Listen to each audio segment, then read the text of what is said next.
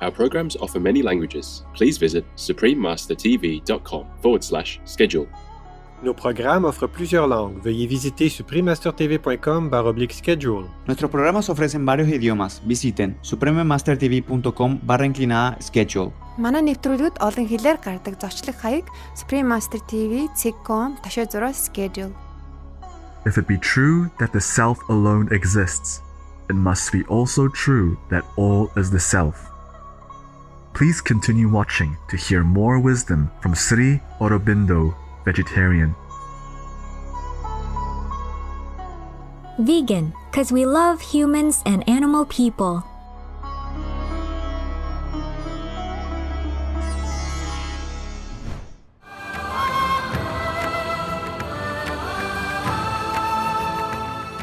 Hardik Shubhkamnaएं प्रिय दर्शकों means warm greetings dear viewers in Hindi. I am Rahul.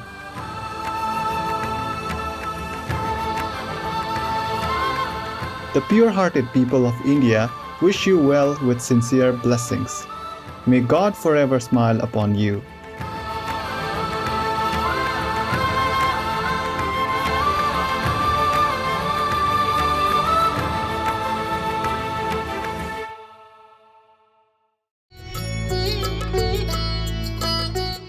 India is the home of many great spiritual masters who have brought wisdom and truth to earth, inspiring us to seek a higher purpose in life, thus uplifting humanity to a divine state of being. One such great figure is the spiritual master, yogi, philosopher, poet, and politician, Sri Aurobindo, who graced our planet from 1872 to 1950. Sri Aurobindo's time as a politician was dedicated to achieving India's independence.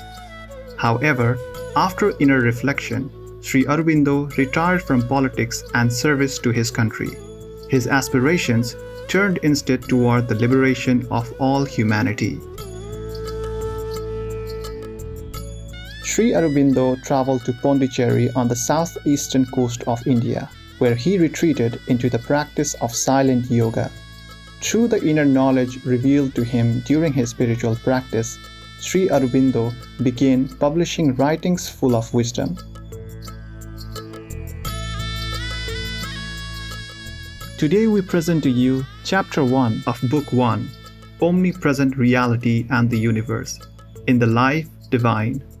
Originally written by Sri Aurobindo between 1914 and 1919, The Life Divine describes the spiritual journey that unfolds as a person sincerely seeks the highest truth. Such a journey leads to the soul's awakening and the direct experience of divinity.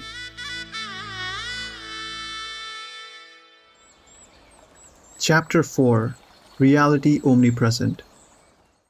And when we say that out of non-being, being appeared, we perceive that we are speaking in terms of time, about that which is beyond time. For what was that portentous state in the history of eternal nothing, on which being was born out of it? Or when will come that other date, equally formidable, on which an unreal all will relapse into the perpetual void? Sat, real, and Asat, unreal, if they have both to be affirmed, must be conceived as if they obtained simultaneously. They permit each other even though they refuse to mingle. Both, since we must speak in terms of time, are eternal. And who shall persuade eternal being that it does not really exist and only eternal non-being is? In such a negation of all experience, how shall we find the solution that explains all experience? Pure being is the affirmation by the unknowable of itself as the free base of all cosmic existence. We give the name of non-being to a contrary affirmation of its freedom from all cosmic existence. Freedom, that is to say, from all positive terms of actual existence which consciousness in the universe can formulate to itself, even from the most abstract, even from the most transcendent. It does not deny them as a real expression of itself, but it denies its limitation by all expression or any expression whatsoever. The non-being permits the being, even as the silence permits the activity. By this simultaneous negation and affirmation, not mutually destructive, but complementary to each other like all contraries, the simultaneous awareness of conscious self-being as a reality and the unknowable beyond as the same reality becomes realizable to the awakened human soul. Thus was it possible for the Buddha to attain the state of nirvana and yet act puissantly in the world.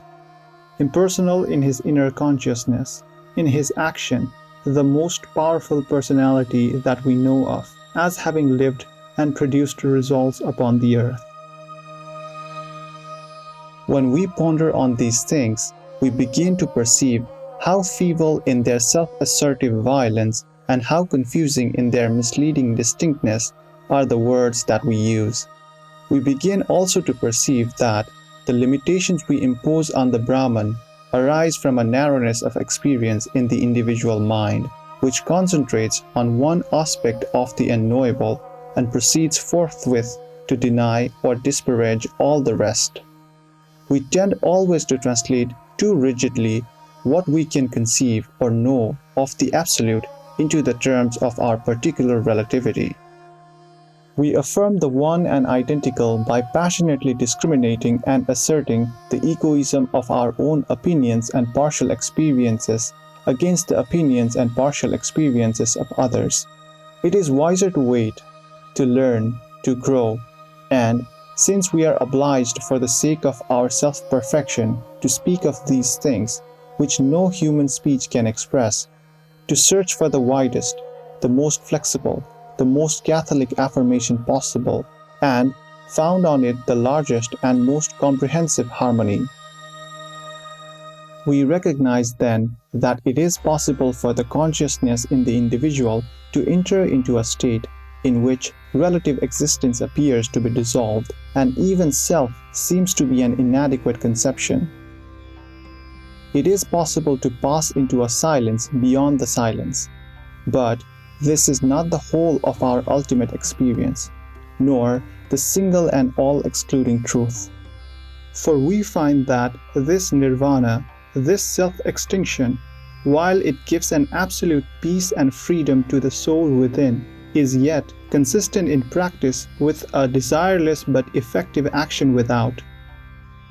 This possibility of an entire motionless impersonality and void calm within, doing outwardly the works of the eternal verities, love, truth, and righteousness, was perhaps the real gist of the Buddha's teaching.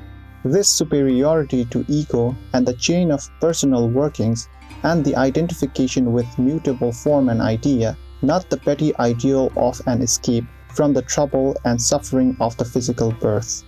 In any case, as the perfect man would combine in himself the silence and the activity, so also would the completely conscious soul reach back to the absolute freedom of the non-being, without therefore losing its hold on existence and the universe.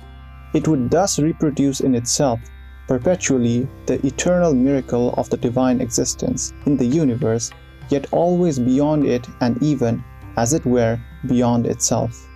The opposite experience could only be a concentration of mentality in the individual upon non-existence, with the result of oblivion and personal withdrawal from a cosmic activity, still and always proceeding in the consciousness of the eternal being. Thus, after reconciling spirit and matter in the cosmic consciousness, we perceive the reconciliation in the transcendental consciousness of the final assertion of all and its negation. We discover that all affirmations are assertions of status or activity in the unknowable. All the corresponding negations are assertions of its freedom both from and in that status or activity. The unknowable is something to us, supreme, wonderful, and ineffable, which continually formulates itself to our consciousness and continually escapes from the formulation it has made. This, it does not, as some malicious spirit or freakish magician, leading us from falsehood to greater falsehood, and so to a final negation of all things. But, as even here, the wise beyond our wisdom, guiding us from reality to ever profound and vaster reality, until we find the most profound and vastest of which we are capable. An omnipresent reality is the Brahman, not an omnipresent cause of persistent illusions. If we thus accept a positive basis for our harmony, and on what other can harmony be founded? The various conceptual formulations of the unknowable, each of them representing a truth beyond conception, must be understood as far as possible in their relation to each other and their effect upon life, not separately, not exclusively, not so affirmed as to destroy or unduly diminish all other affirmations. The real monism, the true Advaita, is that which admits all things as the one Brahman and does not seek to bisect its existence into two incompatible entities, an eternal truth and an eternal falsehood, Brahman and not Brahman, self and not self, a real self and an unreal, yet perpetual Maya. If it be true that the self alone exists, it must be also true that all is the self. And if this self, God or Brahman, is no helpless state, no bounded power, no limited personality, but the self-conscient all, there must be some good and inherent reason in it for the manifestation, to discover which we must proceed on the hypothesis of some potency, some wisdom, some truth of being in all that is manifested. The discord and apparent evil of the world must in their sphere be admitted, but not accepted as our conquerors.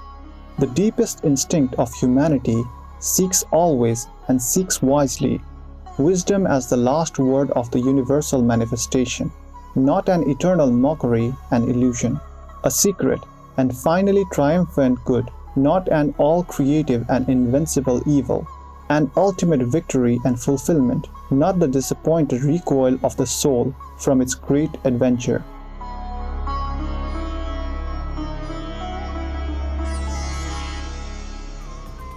For more information, please visit Sri Aurobindo ashram.org. It takes nothing away from a human to be kind to an animal. Joaquin Phoenix, vegan. Delightful viewers, thank you for joining us today for Words of Wisdom. Coming up next is the songs, compositions, and poetry of Supreme Master Ching Hai, vegan, part 2 of a multi-part series, right after noteworthy news. May your spiritual journey be graced by heaven to reveal the inner truth for the soul's highest peace and understanding. Our programs offer many languages. Please visit suprememastertv.com/schedule and suprememastertv.com/WOW.